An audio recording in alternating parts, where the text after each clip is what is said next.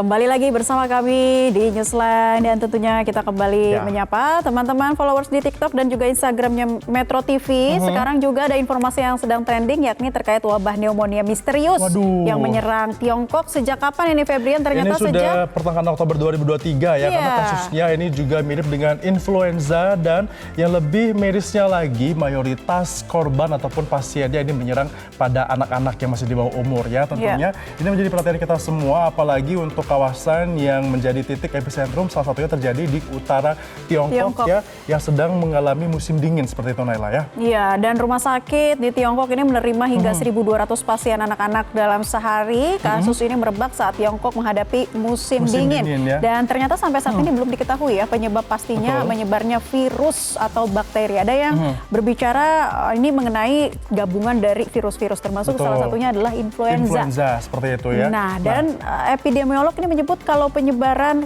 terkait dengan pernafasan, virus pernafasan ini memang jangka waktunya cukup cepat, Febrian. Lebih cepat ya, karena memang ini menularnya antara manusia dengan manusia. Kita berdekatan saja, mungkin ini bisa saling tertular seperti itu ya. Apalagi ini kasusnya mayoritas adalah anak-anak, yang mana anak-anak juga masih dalam sekolah sampai dengan saat ini. Mereka bertemu sehingga penularannya sangat cepat sekali. Kalau tadi Naya sudah bilang ada 1.200 pasien setiap harinya, itu baru di satu rumah sakit saja. Baru di satu rumah sakit. Di Beijing. Untuk total seluruhnya ini ada 7.000 setiap harinya. 7.000 dan masih akan kemungkinan terus bertambah ya. Betul sekali, dan tentunya ini kita harapkan agar tidak bisa menular seperti itu ya. Sempat kita akan lihat, tadi sudah kita lempar juga polling di X Metro TV, kira-kira ini apakah penyebaran pneumonia akan seperti COVID-19? Aduh, jangan sampai. Jangan sampai, kita takut banget dan masih banyak trauma terkait COVID-19. Jawabannya ada bisa jadi sebesar 30%.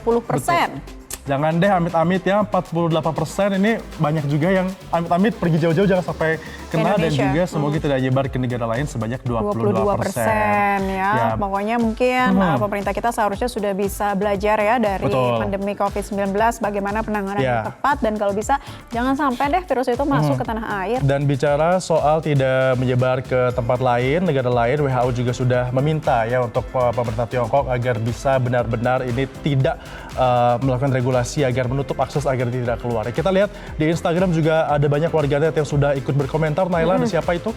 Dari Muhammad XXX, proyek korupsi season 2 katanya. Karena dikaitkan dengan pendanaan seperti itu ya. Jangan sampai ada korupsi, kalaupun misalnya itu akan menjadi sebuah wabah. Tapi jangan sampai ke sana. Dan ini juga ada dari Yogis Batu, katanya ya udah mau vaksin apalagi nih buat syarat kerja. Aduh, kok kita semuanya flashback jadinya ya. Ini dari Jeffrey XXX, selalu virusnya berawal dari China. Kenapa nggak negara lain? Dan ini juga ada dari Khairun, ini di lockdown aja langsung si China, jangan sampai menyebar lagi. Dan ini juga sudah diminta sebenarnya oleh WHO ya untuk melakukan sejumlah rangkaian kegiatan yang menutup akses dari virus ini agar bisa keluar dan juga tidak masuk ke negara-negara lainnya yang ada di luar negeri.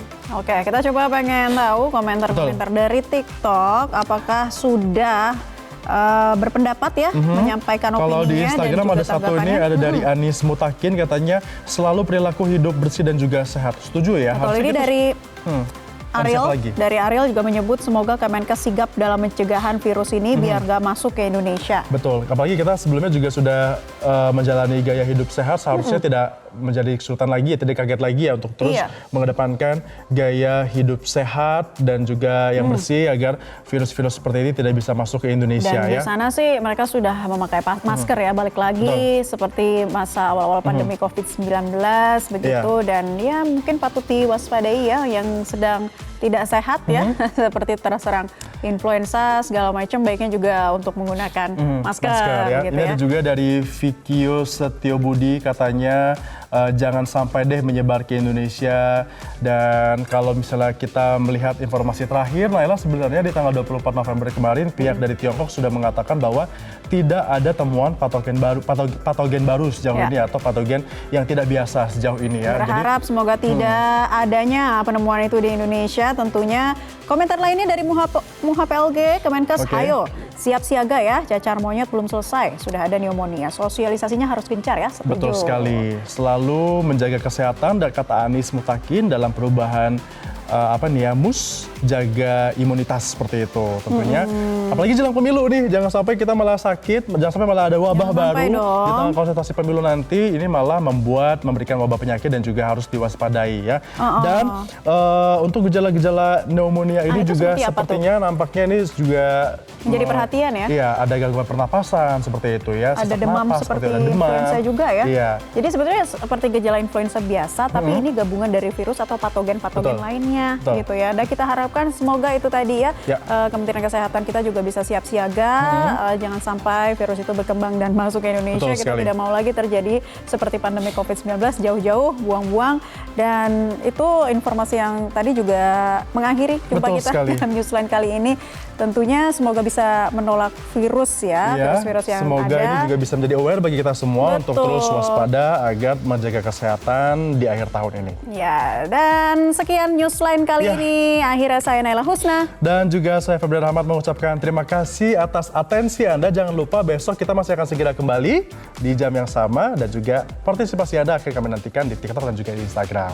Sampai jumpa, selamat beraktivitas. Selamat beraktivitas teman-teman semua. Jelajahi cara baru mendapatkan informasi. Download Metro TV Extend sekarang.